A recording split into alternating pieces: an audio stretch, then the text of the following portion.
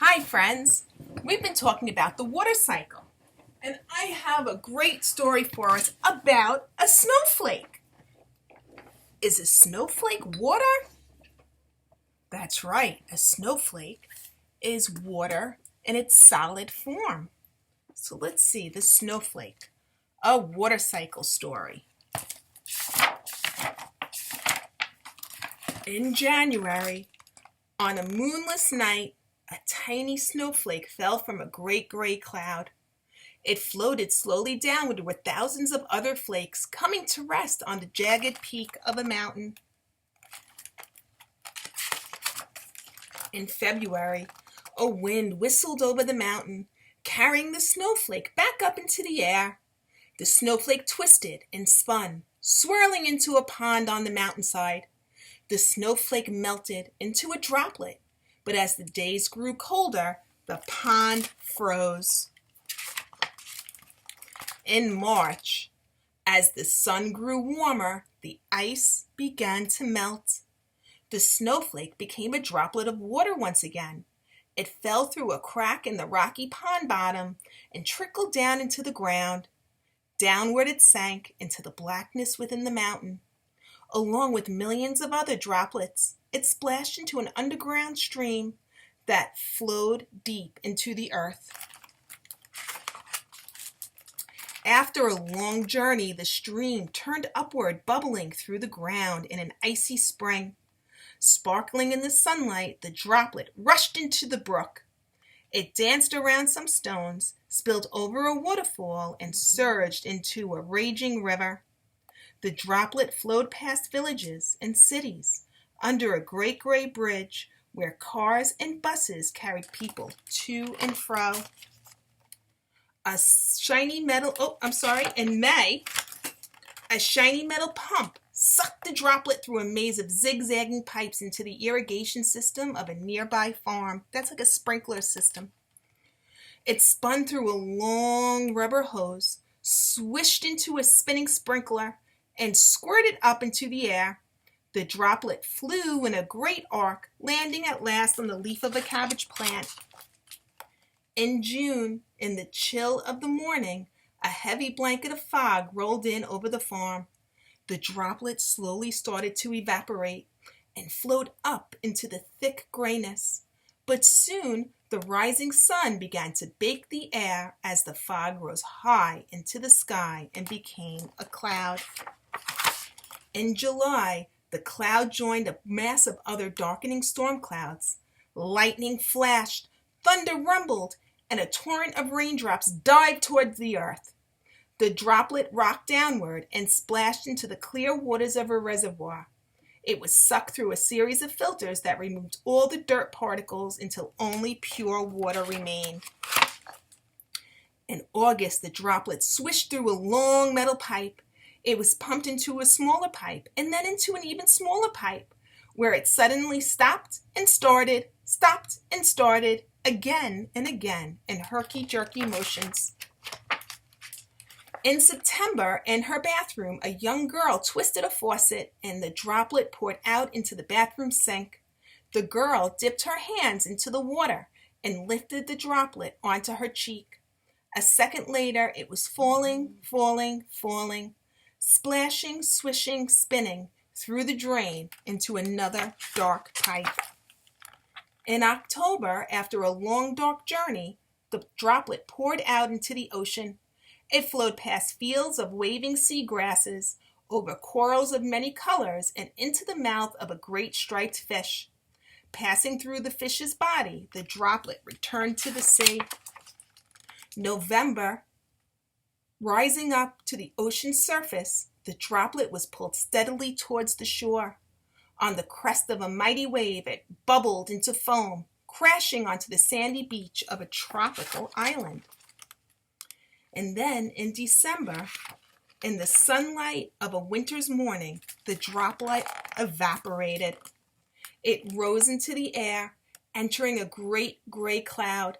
A whistling wind pushed the cloud across the sea, past cities and towns, beyond an icy spring and over a raging river. It drifted past a waterfall and a frozen pond. On a moonless night, a tiny snowflake fell from the cloud. It floated slowly downward with thousands of other flakes coming to rest on a jagged mountain. For years and years, water has been freezing, melting, evaporating, condensing, and freezing again. It travels all over the world, and in its many forms, water has been around far longer than people have. In fact, water has been here almost as long as the earth itself. So next time you throw a snowball or jump into a swimming pool or drink some ice water on a hot summer's day, stop and think for a moment, because some of that very water might have tumbled over Niagara Falls, or risen as a morning mist in the steaming jungles of Africa, or lay frozen for centuries inside of a glacier at the North Pole. It might have been sipped by your great-grandmother in a cup of afternoon tea.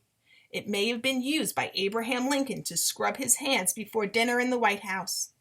It might even have been guzzled by a thirsty T-Rex in a prehistoric swamp millions of years ago. So what we're talking about is the water cycle. And it's the same water that we have on Earth now has always been here, but in different forms. So in our story, the water started in its solid form as a snowflake, and it drifted down to the pond and froze, melted, so it became liquid, and then froze and became a solid again. It became ice. And then when it melted again as the weather got warmer, it flowed into rivers and ponds and oceans until it reached the city. And once it reached the city, it was sucked into pipes used to water a farm. And then in that farm, while it was still in its liquid form in the water, on top of the cabbage plant, a fog rolled in. And fog is water that's condensing, that's evaporating, which means that it's warming up on the ground and it's becoming these tiny, tiny particles that you can barely see. In this case, it became a fog. And as the fog continued to evaporate and lifted up into the sky, it became a cloud, because up in the sky it gets really cold and those tiny, tiny evaporated particles start to get colder, and then they form water. When they're tiny evaporated particles, they're called gas. And then we had a storm, and those cold evaporated particles of water formed into liquid water and fell from the clouds back to the ground. It went into the pipes that we have in our own apartments and houses. And the girl turned on the faucet, splashed her face with the water, and the water continued down into the pipe. And then it went into the ocean, and into a fish, and onto a wave, and then it landed on a sandy beach where the sun warmed up that water particle and again turned it into gas, and it evaporated. And as it evaporated, it raised up and up and up into the sky and eventually formed a cloud. And that cloud became cold and may have floated someplace else. And when the cloud started to precipitate, which is rain or snow, in this case it was snow again because it was cold, and that snow fell to the ground. Now that raindrop may have now taken a different path before it went up to the clouds again, but it's always the same. It falls from the cloud either as rain or snow down to the ground, where it may fall on plants or into a river or a stream or an ocean, but it's still liquid. It's still a liquid drop. It just forms with a bunch of other liquid drops. And then eventually the sun will heat those liquid drops up, and they'll rise up as gas, maybe a morning fog, or maybe so small you can't even see that fog, and it rises back up into the sky until it condenses, and then it starts all over. Precipitation, evaporation, condensation, precipitation. I hope you enjoyed that story.